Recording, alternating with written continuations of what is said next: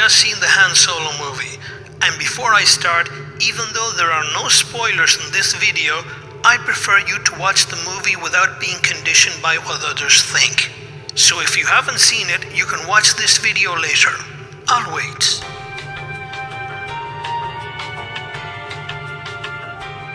For those still here, I have to say I was really disappointed by this movie. Of course I knew all about the production problems, but I was also looking forward to the new adventures of Han Solo. But it was a big letdown.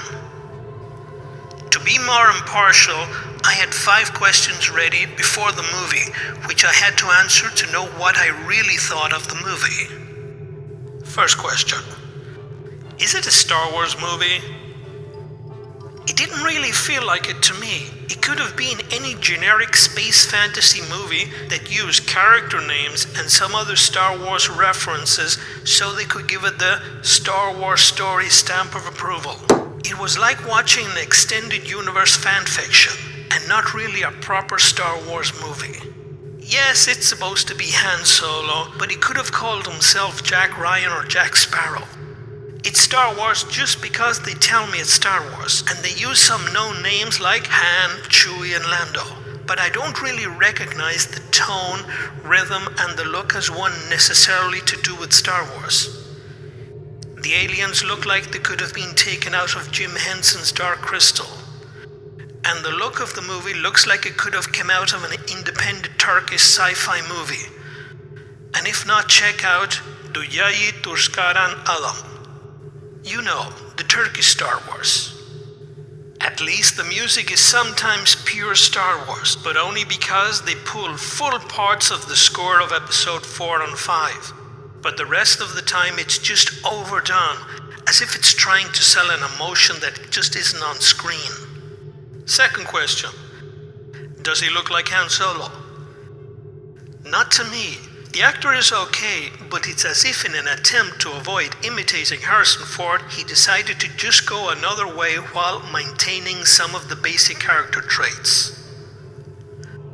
I know some will say that it's the actor's job to reinterpret the characters and make it his own, just like all the James Bonds, Bruce Waynes, and Peter Parkers we've had lately.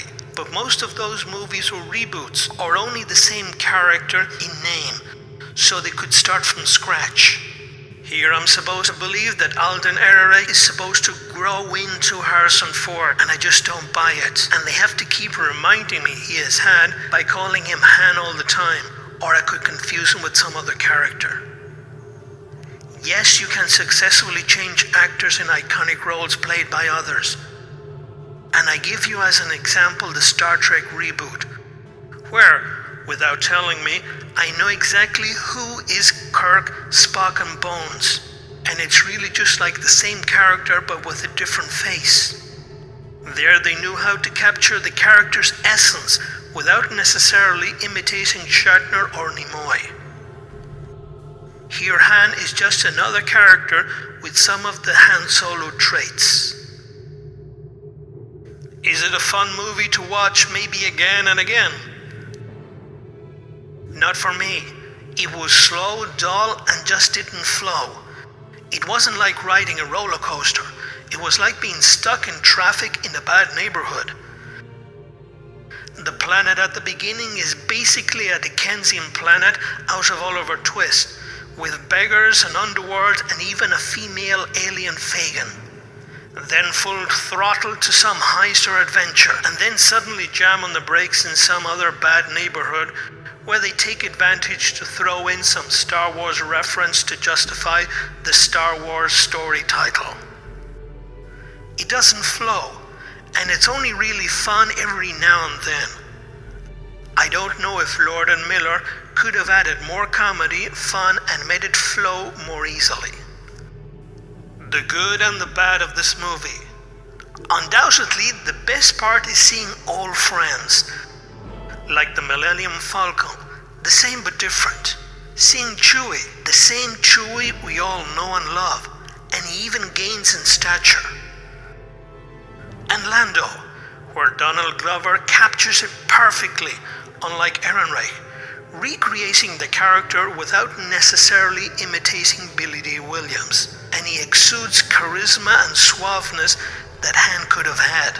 The problem is they don't take advantage of Lando, and he's only in the plot as an excuse for Han to get his hands on the Millennium Falcon. There's an interesting cameo of a character we thought long dead in episode 1, which opens the possibility to a sequel to this movie.